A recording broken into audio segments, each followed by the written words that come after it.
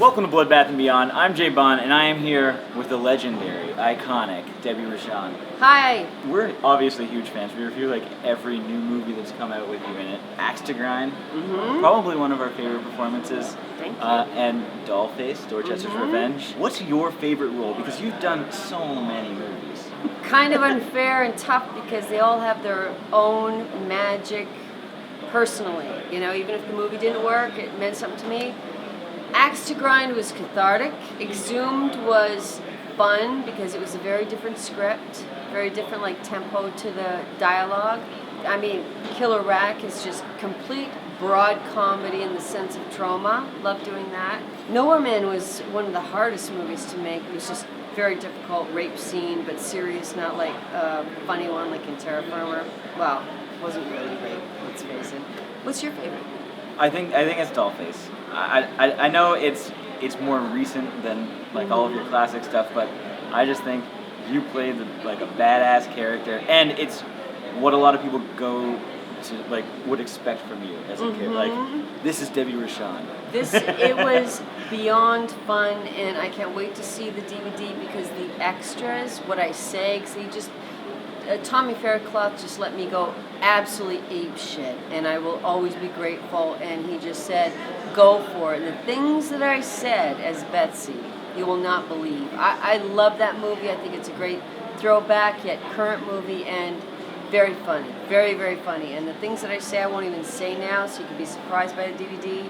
But a little taste would be, ain't you ever been titty fucked?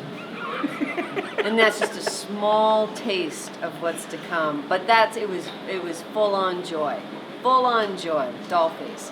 AKA Crinoline Head, AKA Dorchester. Yeah.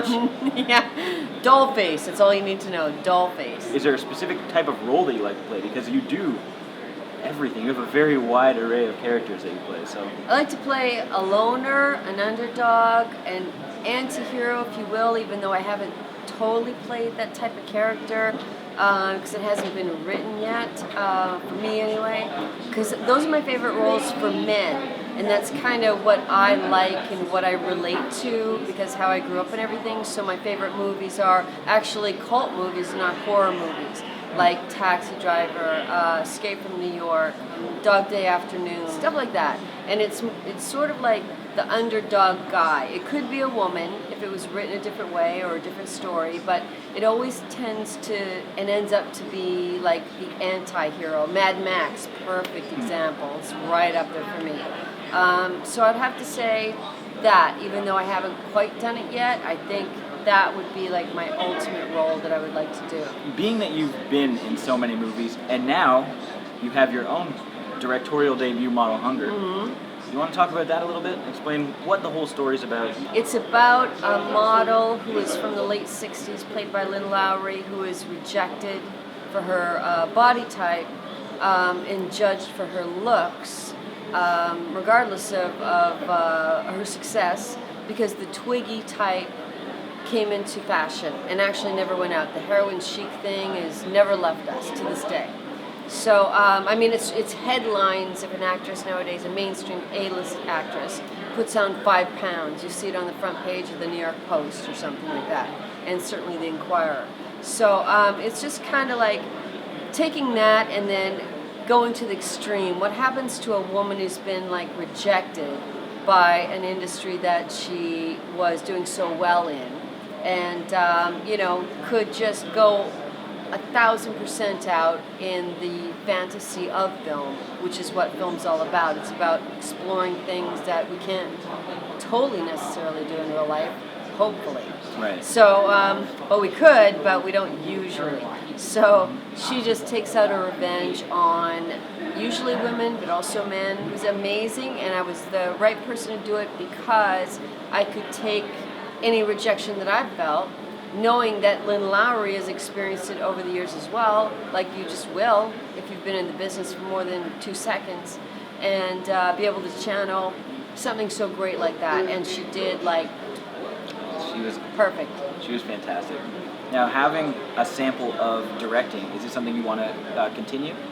I do, and it has to be. I'm all about the material, and I'm all about, you know, is it something that I was so passionate about I could spend 3-4 years on? Because really, it's what it takes to, you know, do a movie. Whether everything goes perfectly, or you know, you're spending 2 of the 4 years attempting to fix anything that didn't go well when you were shooting because you didn't have the budget to do it. Yeah, absolutely would, but it would have to, again, it would just have to be material and creative control, which I had like 1,000%, which was amazing. So many things I changed. In the Susie Secret segment, it was just, you know, plus size women. And I said, no, because TV lies. And so I wanted it to be like something that, they were the Greek chorus, and they had something to say that was true, but it needed to be like a little bit honest, true, I should say, to the TV world in the sense that nothing you watch on TV is honest. Right. So I wanted to sort of mix all that up and somehow, and I'm happy with the outcome of that. I wanted like some combination of John Waters and a Lynchian, like one of those like small communities that's so small. You know, everybody's watching the same show. It's kind of mesmerizing, and the show's reflecting what's going on. And it's just like one of these like microscopic communities where everything's like intertwined. And that's like one of the ways that I was hoping to get that across. The film is now in festivals, and it has recently gotten picked up by Wild Eye. Wild Eye, yeah, North America. Do we know what the release date's looking like for that? They tell me March 2016. So I don't have an exact date, and March could be April. In the contract, there's a little bit of leeway because, you know, things happen with distribution companies and what goes on within them. But I'm told March 2016, could be April, but likely March. Glad to see it got picked up. That's awesome. Can't wait for everybody to see it. Yeah, me too. Thank you for the time. Thank you. It was great finally meeting you. Guys. I know, and I'm a big fan of the show, and I'm not just saying that I am. These guys know that. They're hilarious, so you're already tuning in because you love them and you watch them, but keep tuning in because these guys are hilarious. They're Canadian, right there. And they don't eat moose, to the best of my knowledge, but they eat beaver. Sometimes. Oh. And they go to McDonald's. But that's another story altogether. But anyway, these guys are amazing. Keep watching Bloodbath and Beyond video channel. And right here it's going to say the address.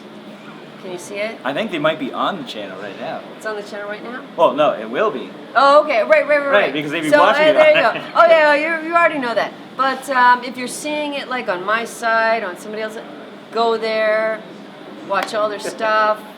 They're hilarious. They make reviews fun, so kudos to you guys. Thank you. And I want one of your t-shirts. It's the least you could fucking do for me. Thank you.